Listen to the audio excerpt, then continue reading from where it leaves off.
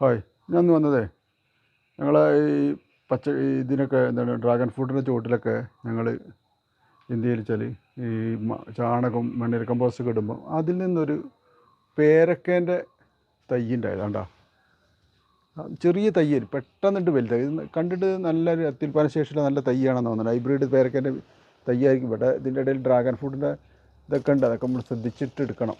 അപ്പോൾ അത് ഞാനിതൊന്ന് പറിച്ച് കുഴിച്ചിട്ടുള്ള ഒരു വീഡിയോ ആട്ടെന്ന്. അപ്പോൾ അത് നല്ലതാവുമ്പം പറിച്ച് കുഴിച്ചിട്ടില്ലെങ്കിൽ അത് പിന്നത്തേക്ക് വലിയ ദോഷമാണ് വരിക.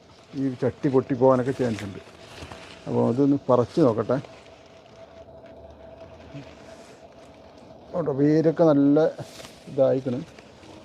കാരണം ഇത് പറിച്ചിട്ട് ഞാൻ ഇവിടെ ചട്ടി പൊട്ടും. അതിനെക്കാട്ടി നല്ല വേരോട് കൂടിയിട്ട് തന്നെയാണ് കിട്ടിയത്. അതൊന്ന് കുഴിച്ചിടേണ്ട ഒരു വീഡിയോ ആണ് അല്ലേ. നല്ല തയ്യാണ്. അപ്പോൾ അത് പെട്ടെന്ന് റെഡി ആയിക്കോളും. മഴയെ കൊണ്ട് പെട്ടെന്ന് റെഡി ആവാനുള്ള ചാൻസ് ഉണ്ട്. അപ്പോൾ അത് കുഴി കുത്തിയിട്ടാണ് മണ്ണിര കമ്പോസ്റ്റാണ്. ഇപ്പോൾ മഴക്കാലം ആയതുകൊണ്ട് ഇങ്ങനത്തെ സാധനമൊക്കെ നമ്മൾ പറിച്ച് വെച്ചാലൊക്കെ പെട്ടെന്ന് പിടിച്ചോളും. മണ്ണിര കമ്പോസ്റ്റ് എന്ന് പറഞ്ഞാൽ ഏറ്റവും നല്ല നൈട്രജൻ അടങ്ങിയ വളമാണ്, ജൈവ വളമാണ്. ഞങ്ങളിവിടെ ഉണ്ടാക്കണം. അതിൻ്റെ ഒരു വീഡിയോ ഞങ്ങൾ ചെയ്യുന്നുണ്ട്.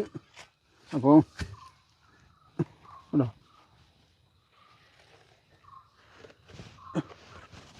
ഇത് പീടികയിൽ നിന്ന് വാങ്ങിയ പേരക്കേൻ്റെ തയ്യേ വിത്ത് പശുവിന് കൊടുത്തിട്ട് അതിൻ്റെ ചാണകത്തു നിന്ന് വന്നതാണ്. അതാണ് അതിലുണ്ടായത്. അപ്പോൾ നല്ല പേരക്കയാകാനാണ് ചാൻസ്. പീടികയിൽ നിന്ന് വാങ്ങുന്ന പേരക്കൊക്കെ നല്ല മധുരമുള്ള പേരക്കകളുണ്ട്. എൻ്റെ പോസ്റ്റ് കണ്ടിട്ട് ഇഷ്ടപ്പെട്ടാൽ ലൈക്ക് ചെയ്യണം, ഷെയർ ചെയ്യണം, കമൻറ്റ് ചെയ്യണം. ഇതും ഒരു കിലോ പേരക്കേൻ്റെ ഒരു പേരക്കയാണ്. 5 കൊല്ലമായി വെച്ചിട്ട് ഇതുവരെ അത് കായ്ച്ചിട്ടില്ല. പൂവിട്ടിനി. അപ്പോൾ ഞാൻ ഓർമ്മയില്ലാണ്ട് കട്ട് ചെയ്തു ഈ പ്രാവശ്യം.